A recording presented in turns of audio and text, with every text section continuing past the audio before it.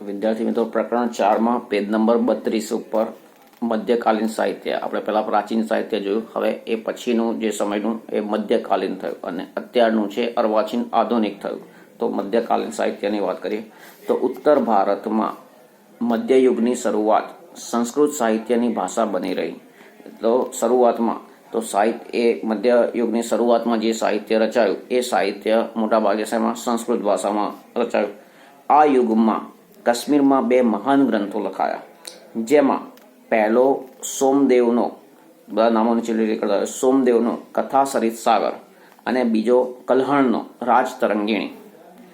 એમાં રાજતરંગિણી કાશ્મીરના ઇતિહાસને આલેખતો અત્યંત મહત્વપૂર્ણ ગ્રંથ છે. સો કાશ્મીરનો જે ઇતિહાસ જે છે એને આલેખન કરતો રાજતરંગિણી એ મહત્વપૂર્ણ ગ્રંથ છે. સાચા અર્થમાં તે ભારતનો સર્વપ્રથમ ઐતિહાસિક ગ્રંથ છે. સો ઘણા લોકો એમ માનતા હોય છે કે ઇતિહાસ લખવાની શરૂઆત કે ભાઈ 300-400 વર્ષથી થઈ કે એવું, તો એવું નથી. બરાબર કે ભાઈ મધ્યયુગની શરૂઆતથી થઈ અને એમાં જે આ પ્રથમ જે બે ગ્રંથો જે છે કાશ્મીરમાં જે લખાયા, એમાં રાજતરંગિણી છે એ ઇતિહાસનું આલેખન કરતો ગ્રંથ છે અને કોણે લખેલો છે? કલ્હણે. બરાબર. સાચા અર્થમાં તે ભારતનો સર્વપ્રથમ ઐતિહાસિક ગ્રંથ છે. આ સમયની બીજી મહત્વની રચના જયદેવનું ગીત ગોવિંદ છે, જેની ગણના સંસ્કૃતના સુંદરમાં સુંદર કાવ્ય ગ્રંથોમાં થાય છે. આ સમયે અપભ્રંશ થયેલી ભાષામાંથી આધુનિક ભારતીય ભાષાઓનો વિકાસ શરૂ થયો. શું અપભ્રંશ? તો અપભ્રંશ એટલે દાખલા તરીકે, ઉદાહરણ તરીકે લઈએ આપણે મુંબઈ. તો મુંબઈ જે છે તો અંગ્રેજોને મુંબઈ બોલતા નહોતું ફાવતું, તો મુંબઈના બદલે શું બોલતા? બોમ્બે.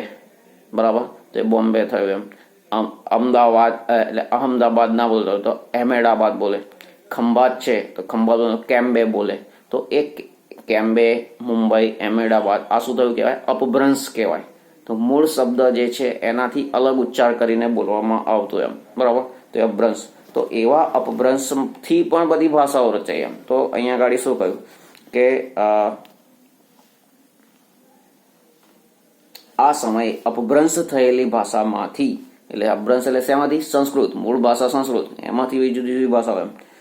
તો આગળ પણ મેં હમણાં ઉદાહરણ આપ્યું હતું કે જળ, જલ શબ્દ જે છે સંસ્કૃતનું, એ જલ પરથી જલ, હિન્દીમાં જલ એમનું એમ બોલાય છે, અને બીજું આપણે જે ગુજરાતીમાં જળ, તો એ અપભ્રંશ થઈને આવ્યું એમ. બરાબર. પછી ભ્રાતા, તો ભ્રાતાનું ભાઈ જે છે, બરાબર, ભૈયા, તો એ ભ્રાતા જે સંસ્કૃત શબ્દ એ ભ્રાતા ઉપરથી ભાઈ અને ભૈયા, અને એમ પણ કહેવાય છે કે જે બ્રધર ઇંગ્લિશમાં આવેલું છે એના પરથી. બરાબર. તો અપભ્રંશ, તો આ સમયે અપભ્રંશ થયેલી ભાષામાંથી આધુનિક ભારતીય ભાષાઓનો વિકાસ શરૂ થયો. આધુનિક એટલે અત્યારની જે ભાષાઓ આપણે બોલીએ છીએ બધી એમાંથી આવી છે. કવિ ચંદ બરદરાય રચિત પૃથ્વીરાજ રાસો હિન્દી સાહિત્યનો પ્રારંભિક ગ્રંથ છે. કયા? હિન્દી સાહિત્યનો. બરાબર. પછી છે પૃથ્વીરાજ ચૌહાણના વીરતાપૂર્ણ કાર્યોનું વર્ણન કરતા આ ગ્રંથની રચનાથી હિન્દી સાહિત્ય જગતમાં વીરગાથા યુગનો પ્રારંભ થયો. આ સમયે વીરગાથા મતલબ કે કોઈ વીર જે છે એની ગાથા, એની વાર્તા, એની કહાની એમ. તો વીરગાથા યુગનો પ્રારંભ થયો. આ સમયે દક્ષિણ ભારતમાં સંસ્કૃત સાહિત્યની મોટા પ્રમાણમાં રચના થઈ, જેમાં શંકરાચાર્યનું ભાષ્ય એ મુખ્ય છે. આ સમયમાં દ્રવિડ કુળની ભાષાઓનો વિશેષ વિકાસ થયો. થોડા સમય સુધી કન્નડ સાહિત્ય પર જૈન ધર્મની ગાઢ અસર પડતા કવિ પંપાએ આદિપુરાણની રચના કરી. કોણે? કવિ પંપાએ. શેની રચના? આદિપુરાણ.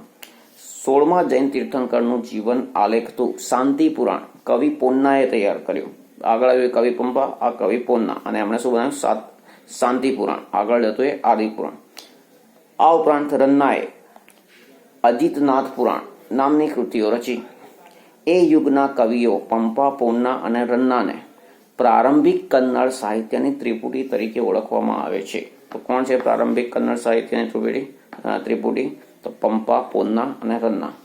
કવિ કંબલે તમિલ ભાષામાં રામાયણમની રચના કરી. આ ઉપરાંત તમિલ ભાષામાં અનેક પ્રસિદ્ધ સાહિત્ય પણ રચાયું. હવે આગળ છે ભારતીય ભાષાઓનો વિકાસ અને સાહિત્ય કૃતિઓની રચના દિલ્હી સલ્તનત કાળમાં વેગીલી બની. તો કઈ બીજી જે ભારતીય ભાષાઓ જે છે એમાં હિન્દી ભાષાના બે સ્વરૂપો વ્રજ અને ખડી બોલીનો પણ સાહિત્યિક રચનાઓમાં વિનિયોગ મતલબ ઉપયોગ થવા લાગ્યો. તો હવે હિન્દી ભાષાના બે સ્વરૂપો મતલબ કે જેમ કે આપણે ગુજરાતી ભાષા છે તો ગુજરાતીમાં પણ કે ભાઈ ચરોતરી, મહેસાણી, બરાબર છે, સુરતી, કાઠિયાવાડી, તો એમ જુદા જુદા જે સ્વરૂપો છે બોલીના, એ રીતે અહીંયા ભાષાના જે સ્વરૂપો, બે સ્વરૂપો જે કયા એ કયા, વ્રજ અને ખડી બોલી નો પણ સાહિત્યિક રચનાઓમાં વિનિયોગ થવા લાગ્યો. બરાબર, તમે બિહારના જે નેતાઓ છે કે કલાકારો છે કે એ જે બોલતા હોય હિન્દી જ બોલતા હોય છે, બરાબર, પણ તેમ છતાં એમનો જે ટોન જે છે બોલવા નો જે લય ને એ બધું અલગ હોય છે, બરાબર. પછી જે ઉત્તર પ્રદેશ, જે અયોધ્યા હોય કે ત્યાંના જે બોલવાનું છે એ અલગ છે. આ બંને ભાષાઓમાં અનેક ભક્તિ ગીતો રચાયા. હિન્દી અને ગુજરાતી ભાષા સાથે મળતી આવતી રાજસ્થાની ભાષામાં વીરગાથાઓ લખાઈ. આલ્હા, ઉદલ અને બિસલદેવ રાસો આ સમયના વિખ્યાત વીરગાથાઓ છે. આ ઉપરાંત અન્ય આધુનિક ભારતીય ભાષાઓમાં પણ સાહિત્ય રચવાનું શરૂ થયું. મુલ્લા દાઉદનો ગ્રંથ ચંદ્રાયન, કોનો? મુલ્લા દાઉદ, એનો ગ્રંથ કયો છે? ચંદ્રાયન. એ અવધી ભાષાનો સૌથી જૂનો ગ્રંથ મનાય છે. અવધી ભાષાનો સૌથી જૂનો ગ્રંથ કયો છે? ચંદ્રાયન. અને એની રચના કોણે કરી હતી? મુલ્લા દાઉદે. જો કે પ્રાચીન ગ્રંથો પરના ભાષ્યો હજુ પણ આ સમયે સંસ્કૃત ભાષામાં રચાતા હતા. મતલબ પ્રાચીન ગ્રંથો જે થઈ ગયા એના પરનું જે સમજૂતી માટે જે લખવામાં આવે એ બધા શેમાં લખાતા? સંસ્કૃતમાં. હવે આગળ છે ફારસી ભાષા. તો ફારસી ભાષા દિલ્હીના સુલતાનોની રાજભાષા હતી. તેના સાહિત્યની અસર સ્વરૂપે અનેક ફારસી શબ્દોનો સમાવેશ ભારતીય ભાષાઓમાં થયેલો જોવા મળે છે. બરાબર, કે ભાઈ મોટો ભાગનો બધું સંસ્કૃતમાંથી આવ્યું, ફરી પાછું બીજું ફારસી, એમ જુદી જુદી ભાષાઓમાંથી ઉમેરાતું ગયું. આ યુગમાં અનેક ઇતિહાસકારો થયા. જિયાઉદ્દીન બર્નીએ તારીખે ફિરોઝશાહીની રચના કરી. તો કયા કયા ઇતિહાસકારે કોની કથા લખી છે, કોની જીવન કથા, એ પણ ધ્યાન રાખવાનું છે. તો જિયાઉદ્દીન બર્નીએ કોની?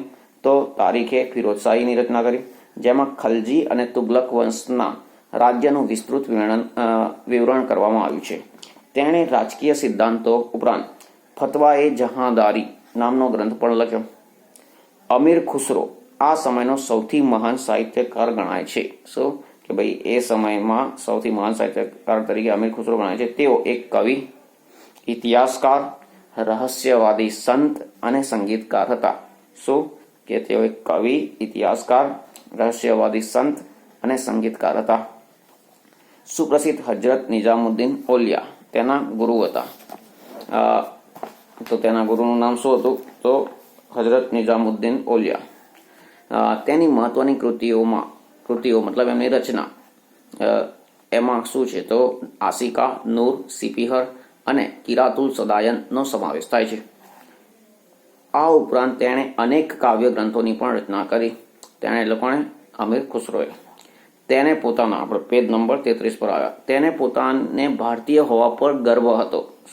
કે ભાઈ મોટામાં મોટી વાત, એને પોતાના ભારતીય હોવા પર શું હતો? ગર્વ હતો. તેથી તે ભારતને પૃથ્વી પરનું સ્વર્ગ ગણાતું હતું. આખા ભારતને, કે જેમાં અફઘાનિસ્તાન પણ આવી ગયું, પાકિસ્તાન પણ આવી ગયું, બરાબર, બાંગ્લાદેશ પણ આવી ગયું, બર્મા જે મ્યાનમાર જે છે તે નેપાળ, એટલે બધો વિશાળ પ્રદેશ ભારતનો. મેં આગળ પણ કહ્યું હતું કે અત્યારે 13 કે 15 એટલા દેશો જે છે જુદા જે, બરાબર, એક ભારતનો ભાગ હતા એમ, બરાબર.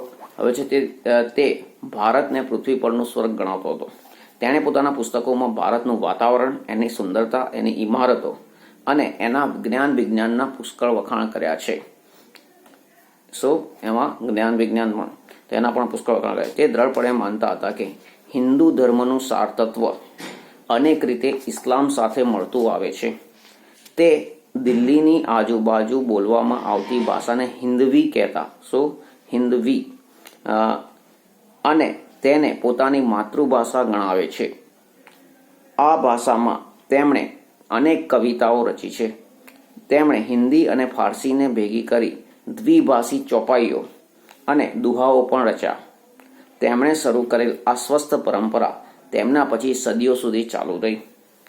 હવે પ્રાદેશિક ભાષાઓ અને તેના સાહિત્યને પ્રાદેશિક શાસકોએ વેગ આપ્યો. પ્રાદેશિક ભાષા એટલે જે ગુજરાતી, મરાઠી, એમ જુદા પ્રદેશમાં રાજસ્થાન, જે મારવાડી જેવી જુદી જુદી જે ભાષાઓ જે છે એના જે ત્યાંના સ્થાનિક જે શાસકો હોય, પ્રાદેશિક શાસકો, પ્રાદેશિક ભાષા, પ્રાદેશિક શાસકો, એમણે શું કર્યું, વેગ આપ્યો. મતલબ એમ સાહિત્યની રચના થતી રહે. એમ હવે કોઈને એમ થાય કે શાસકોનો આમાં શું ફાળો, તો હવે કે ભાઈ ખેડૂત ખેતી કરે, અનાજ પાકે તો લોકો અનાજ ખરીદવાના છે, તો એની જોડે પૈસા આવે. અથવા તો જે પેલા બાર્ટર સિસ્ટમ, મતલબ કે સાટું, તો સામે બીજું કંઈક એને વસ્તુ મળી રહે, કે રીતે જીવન ગુજરાન ચાલે. જ્યારે જે કવિતાઓ રચે, ગ્રંથ રચે, તો એને તો શું મળે, એને કશું ના મળે, બરાબર. કોઈ એને ખરીદવાનું ના હોય કે એવું એમ. તો એ બધી આ જે કલા જે છે, અથવા તો જે આ સાંસ્કૃતિક વારસો જે છે, બરાબર, લોકોને સંસ્કાર સિંચન કરવા માટે બધું જરૂરી છે. તો એને સરકાર દ્વારા જો મદદ કરવામાં આવે, સરકાર મતલબ કે શાસકો દ્વારા મદદ કરવામાં આવે, તો આ બધું સાહિત્યનું સર્જન ને બધું કરી શકે. નહીં તો જો એની મદદ શાસક તરફથી ના મળતી હોય તો કઈ આ ગ્રંથો કોઈ ખરીદવા એમની જોડે આવવાનું નથી. ખરીદે પણ બહુ ઓછા લોકો, જેનાથી જીવનનું ગુજરાન ના ચાલે, બરાબર. તો એટલે શાસકોનો સહાય એને મળવી જરૂરી છે. તો પ્રાદેશિક ભાષાઓને તેના સાહિત્યને પ્રાદેશિક શાસકોએ વેગ આપ્યો. ભક્તિ માર્ગના સંતોએ લોકોની ભાષામાં ઉપદેશ આપ્યો, લોકો સમજી શકે એ ભાષામાં. કે ભાઈ મોટો ભાગ એવો રહ્યો હોય કે જે સંસ્કૃત ભાષામાં ખબર ના પડતી હોય, તો એમને પ્રાદેશિક ભાષા ઉપદેશ આપવો જરૂરી છે. તેમાં કબીર જેવા અનેક સંત કવિઓનો સમાવેશ થાય છે. એ વખતે ભોજપુરી અને અવધી હિન્દી ભાષાની મુખ્ય બોલીઓ હતી, બરાબર. આગળ આવ્યું કે વ્રજ, પછી માગધી ને એમ. તો અહીંયા શું છે, ભોજપુરી અને અવધી. તો ભોજપુરી અને અવધી હિન્દી ભાષાની મુખ્ય બોલીઓ હતી. કબીરની રચનાઓ મુખ્યત્વે સદુકડી લોકબોલીમાં છે. શું અત્યારે પણ કબીરના જે દોહાઓ જે છે, બરાબર, જે ભજન ઘણી જગ્યાએ જે મુકતા હોય એમાં કબીરના દોહાઓ આવતા હોય છે. તો કબીરની રચનાઓ મુખ્યત્વે સદુકડી લોકબોલીમાં છે. તેના દોરાઓ, બરાબર, દોહાઓ પણ બોલતા હોય છે, દોહરાઓ પણ બોલતા છે, બંને લોક સાહિત્યનું અંગ બન્યા છે. મલિક મુહમ્મદ જાયસીએ અવધીમાં પદ્માવત નામનું મહાકાવ્ય લખ્યું. તો પદ્માવત નામનું મહાકાવ્ય કોણે લખ્યું છે? મલિક મુહમ્મદ જાયસી. આ ઉપરાંત તુલસીદાસનો પ્રસિદ્ધ ગ્રંથ રામચરિતમાનસ આ સમયે અવધી ભાષામાં લખાયો. કે ભાઈ વાલ્મીકીએ જે વાલ્મીકી રામાયણ, એ તો એના પણ અગાઉ ઘણા વર્ષો પહેલા, એ પછી તુલસીદાસ એ રામચરિતમાનસ રચ્યું, એમ એ જ જે છે, પણ એ અવધી ભાષામાં. આ યુગમાં અવધી ભાષાના બીજા કવિઓ પણ થયા. આ યુગમાં હિન્દી ઉપરાંત બીજી ભાષામાં પણ સાહિત્ય રચાયું. બંગાળના સુલતાનોના આશ્રય રહીને કૃતિવાસે બંગાળીમાં રામાયણ, શું કોણે? કૃતિવાસ. તો કૃતિવાસે બંગાળીમાં રામાયણ અને પ્રસિદ્ધ કવિ ચંડીદાસે સેંકડો ગીતો રચ્યા. બંગાળમાં સંત ચૈતન્યથી ભક્તિ ગીતો લખવાની પરંપરા શરૂ થઈ.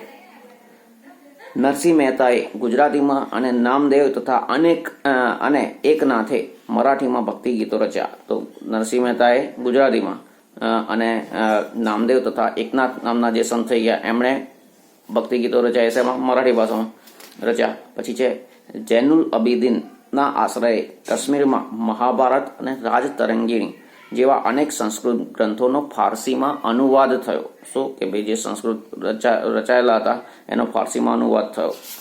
તો કયા ગ્રંથો? મહાભારત અને રાજતરંગીણી, જેના વિશે આપણે આગળ જોઈ ગયા. વિજયનગરના સમ્રાટોના શાસનકાળમાં સંસ્કૃતનો વિકાસ ચાલુ રહ્યો. આમ છતાં આ યુગ તેલુગુ સાહિત્યના વિકાસનો મહત્વપૂર્ણ કાળ છે. વિજયનગરનો મહાન સમ્રાટ કૃષ્ણદેવરાય તેલુગુ અને સંસ્કૃતના લેખક હતા. તેમણે આમુક્ત માલ્યદા ગ્રંથની રચના કરી. મુગલ શાસન દરમિયાન વાસ્તુકલા અને અન્ય કલાઓની સાથે સાહિત્યનો પણ વિકાસ થયો. પ્રથમ મુગલ બાબરે તુર્કી ભાષામાં તુજુ કે બાબરી નામે આત્મકથા લખી, જેનું ફારસીમાં બાબરનામા નામથી ભાષાંતર કરવામાં આવ્યું. બરાબર, કઈ ભાષામાં? તુર્કી. તો મુગલ શાસન દરમિયાન વાસ્તુ અને અન્ય કલાઓની સાથે સાહિત્યનો પણ વિકાસ થયો. પ્રથમ મુગલ બાબરે તુર્કી ભાષામાં તુજુ કે બાબરી નામની આત્મકથા, મતલબ પોતાની કથા તો લખી એમ, જેનું ફારસીમાં બાબરનામા નામથી ભાષાંતર કરવામાં આવ્યું. હુમાયુની બહેન ગુલબદન બેગમે હુમાયુનામા લખ્યું. કોણે? હુમાયુની બહેને બરાબર. એનું નામ શું? ગુલબદન બેગમ. એણે શું લખ્યું? હુમાયુનામા, મતલબ પોતાના ભાઈનું જીવન ચરિત્ર. જહાંગીરે તુજુ કે જહાંગીરી નામની પોતાની આત્મકથા. તો કોણે કોણે આત્મકથા લખી? બાબરે અને જહાંગીરે. બરાબર. બાબરે જે લખી એનું નામ શું? તુજુ કે બાબરી. અને જહાંગીરે લખી એનું નામ તુજુ કે જહાંગીરી. જ્યારે હુમાયુ પોતે નથી લખ્યું, પણ એની બેન ગુલબદન બેગમે. બરાબર. ઔરંગઝેબ પણ સિદ્ધહસ્ત લેખક હતો. છેલ્લો મુગલ સમ્રાટ બહાદુર શાહ જફર પણ એક ઉર્દુ કવિ હતો. બરાબર. એક ઉર્દુનો કવિ. તો જુઓ, તુર્કી ભાષા, ફારસી, ઉર્દુ. બરાબર. હવે આગળ છે તુલસીદાસ અને સુરદાસ. આ યુગમાં હિન્દી ભાષાના મહાન સાહિત્યકારો થઈ ગયા. કવિ કેશવદાસે પ્રેમ અને વિરહ એટલે વિયોગ, જુદાઈ, તો પ્રેમ અને વિરહના વિષય પર સાહિત્ય રચ્યું. રહીમના દોહરા દેશના ઘણા ભાગોમાં આજે પણ પ્રસિદ્ધ છે. આ સમયે ફારસી ભાષામાં પણ અનેક નોંધપાત્ર પુસ્તકો લખાયા. અબુલ ફઝલે આયને અકબરી અને અકબરનામા લખ્યું, કે ભાઈ અકબરનું જીવન ચરિત્ર એમ. તો એ કોણ લખ્યું? અબુલ ફઝલે. આયને અકબરીમાં ભારતીય રીત રિવાજો, શિષ્ટાચારો, ધર્મ, દર્શન, આર્થિક સ્થિતિ અને જીવનના લગભગ તમામ પાસાઓનું વિસ્તૃત વર્ણન કરવામાં આવ્યું છે. એક ઐતિહાસિક કૃતિ તરીકે આ ગ્રંથ ઘણો જ મૂલ્યવાન છે. અબુલ ફઝલનો ભાઈ ફૈઝી ફારસી ભાષાનો એક મહાન કવિ હતો. તેણે અનેક સંસ્કૃત ગ્રંથોનો ફારસીમાં અનુવાદ કર્યા. અકબરે તો મહાભારત, રામાયણ, અથર્વવેદ, ભગવદ્ ગીતા અને પંચતંત્ર જેવા ગ્રંથોના અનુવાદ કરવા માટે એક અલગ ખાતાની સ્થાપના કરી હતી. તો જેમ પેલું અલગ અલગ ખાતા હોય, સરકારનું શિક્ષણ ખાતું છે, કે ભાઈ માર્ગ મકાન બાંધકામ ખાતું છે. બરાબર. જુદા જુદા જે ખાતા હોય, તો એવું એક ખાતું અહીંયા આગળ ડિપાર્ટમેન્ટ એક બનાવવામાં આવ્યું છે. કયું ડિપાર્ટમેન્ટ? તો કે ભાઈ આ જે ધાર્મિક ગ્રંથો જે છે, બરાબર, ભારતીય સંસ્કૃતિના, એનું અનુવાદ, એનું ભાષાંતર કરવું, ટ્રાન્સલેશન કરવું. બરાબર. તો શું અકબરે તો મહાભારત, રામાયણ, અથર્વવેદ, ભગવદ્ ગીતા અને પંચતંત્ર જેવા ગ્રંથોના અનુવાદ કરવા માટે એક અલગ ખાતાની સ્થાપના કરી હતી. અકબરના સમયમાં ઇતિહાસના ઘણા ગ્રંથો લખાયા.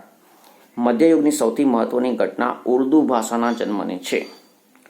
આ નવી ભાષા સાહિત્યની દ્રષ્ટિએ સૌથી સમૃદ્ધ એવી અન્ય આધુનિક ભાષાઓની હરોળમાં આવી ગઈ.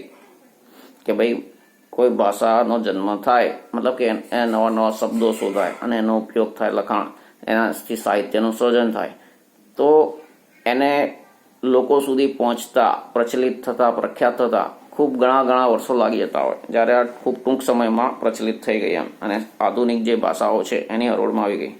આ ભાષામાં વલી, મિર્દર્દ, મીર તકી મીર, નઝીર અકબરાબાદી, અસદુલ્લા ખાન, ગાલિબ જેવા મહાન કવિઓ થયા. 18મી સદીમાં ઉર્દુ ગદ્યનો પણ વિકાસ થયો. બરાબર. ગદ્ય મતલબ કે પાઠ, એમ, લેખન, કવિતા નહીં. તો 18મી સદીમાં ઉર્દુ ગદ્યનો પણ વિકાસ થયો. સંસ્કૃતના મોટા ભાગના ઐતિહાસિક ગ્રંથોનું ઉર્દુમાં ભાષાંતર થવા લાગ્યું. તદુપરાંત ઉર્દુમાં અનેક મૌલિક ગ્રંથો પણ તૈયાર થયા, જેમાં મોહમ્મદ હુસેન આઝાદનો દરબારે અકબરી મહત્વનો ગ્રંથ છે. હવે આગળ છે ભારતની પ્રાચીન વિદ્યાપીઠો. બરાબર. પાન નંબર 34 પર આપણે ચાલી આવ્યા છીએ. તો ભારતની પ્રાચીન વિદ્યાપીઠો. પહેલું છે નાલંદા. હવે આના વિશે, આ બધી જે વિદ્યાપીઠો જે છે, તો તમે ગૂગલ ઉપર સર્ચ કરી શકો, કે વિકીપીડિયા જે છે. બરાબર. હવે બીજી વસ્તુ તમને કહું કે ઇન્ટરનેટ ઉપર તમે યુટ્યુબ હોય કે બીજું, તો ઘણા જુદા લેખો બધા લખવામાં આવતા હશે, સાંભળવામાં, વિડીયો બનાવવામાં આવતા હશે. એમાં ઘણું અડધું સાચું, અડધું ખોટું, નવું બધું ઘણું બધું હોય છે. પણ સૌથી જે આધારભૂત સ્ત્રોત ગણાય, કે જ્યાં શક્ય એટલું વધારે ને વધારે સાચું જે ગણાતું હોય, અથવા તો જુદા જુદા મત હોય, કે ભાઈ આનું આમ કહેવું હતું, તેનું કેમ, એ બધી વાતો લખેલી હોય છે આ જે વિકીપીડિયા છે તે. બરાબર. મોટાભાગના દેશોની સરકારો પણ અમુક ત્યાંથી માહિતી લેતી હોય છે, કેવું એમ.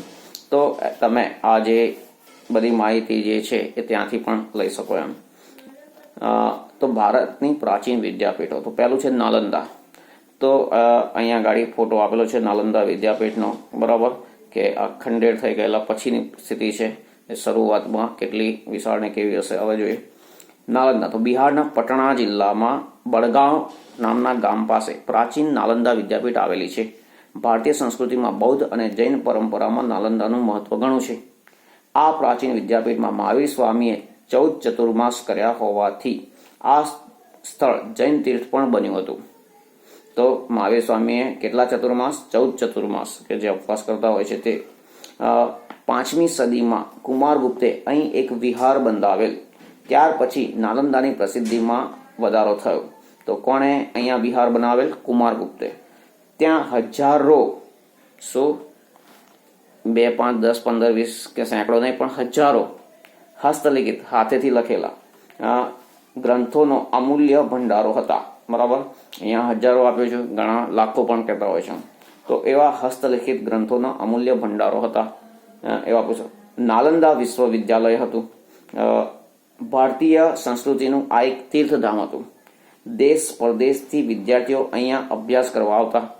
મહાન મુસાફર યુએન સ્વાંગ પણ અહીં આવેલ. આજે તો આ મહાન વિશ્વવિદ્યાલયના માત્ર ખંડેરો જ જોવા મળે છે, જે ફોટામાં આપણે જોઈ શકીએ છીએ. આમ છતાં તે ખંડેરોમાં ફરતા ફરતા પણ દેશની ભવ્ય સંસ્કૃતિની એક ઝાંખી થઈ શકે છે કે જો ખંડેરો આટલા વિશાળ અને આટલા ભવ્ય અને આ રીતે છે તો એ જે ઓરિજિનલ હશે, જે મૂળ જે હશે એ કેવું જોરદાર હશે, એમ તો કેવું ભવ્ય હશે. તો તે ખંડેરોમાં ફરતા ફરતા પણ દેશની ભવ્ય સંસ્કૃતિની એક ઝાંખી થઈ શકે છે. નાલંદામાંથી ભણીને બહાર નીકળેલ વિદ્યાર્થી ભારતનો આદર્શ વિદ્યાર્થી ગણાતો. બરાબર, જેમ કે ભાઈ આખા વિશ્વમાં અત્યારે કે ભાઈ હાર્વર્ડ યુનિવર્સિટી હોય, કેમ્બ્રિજ યુનિવર્સિટી હોય કે આવી બધી જે છે ત્યાંની, એમ કે ભાઈ એ શ્રેષ્ઠ વિદ્યાર્થીઓ ગણાય અત્યારે આખા દેશની, આખા વિશ્વની વાત કરીએ તો એમ.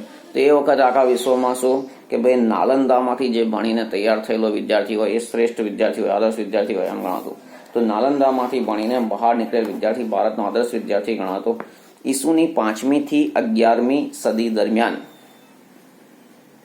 નાલંદા શિક્ષણના સર્વોત્તમ સ્થાને હતું. આ સમયે ભારતમાં વિશ્વભરમાં શ્રેષ્ઠતમ ગણાય તેવા ગ્રંથાલયો, મતલબ કે લાઇબ્રેરીઓ હતા. તક્ષશિલા વિશે આગળ આવશે. તક્ષશિલા તેમજ નાલંદા વિદ્યાપીઠમાં આવેલા ગ્રંથાલયોમાં અભ્યાસ અને સંશોધન, ખાલી અભ્યાસ સંશોધન શોધખોળ કરવા માટે દેશ વિદેશમાંથી અનેક વિદ્યાર્થીઓ આવતા. આમાંનો માત્ર યુએન સ્વાંગ જ 657 હસ્તલિખિત ગ્રંથો પોતાની સાથે ચીન લઈ ગયો હતો. કેટલા? 657. બરાબર, હસ્તલિખિત ગ્રંથો પોતાની સાથે ચીન લઈ ગયો હતો. હવે તમારી પાસે કોઈ ચોપડીઓ હોય અને કોઈ લઈ જાય, બરાબર, તો તમે વિચાર કરો કે ભાઈ કેટલા, આમ રૂપિયાની રીતે જોવા જાય તો કેટલું રૂપિયાનું નુકસાન થયું. અને બીજું કે ભાઈ આ કોપીઓ બીજી બજારમાં મળતી હોય તો તમે બીજી બી ખરીદ લો, ચલો આર્થિક નુકસાન જોવાનો ના આવે.